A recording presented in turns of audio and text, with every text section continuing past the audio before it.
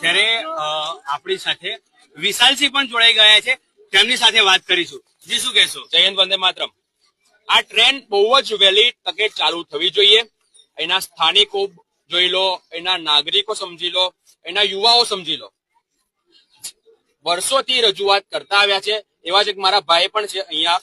આમને બહુ જ પર્સનલી મિતેશભાઈ પટેલ સાહેબને ફોન કરીને કીધું હતું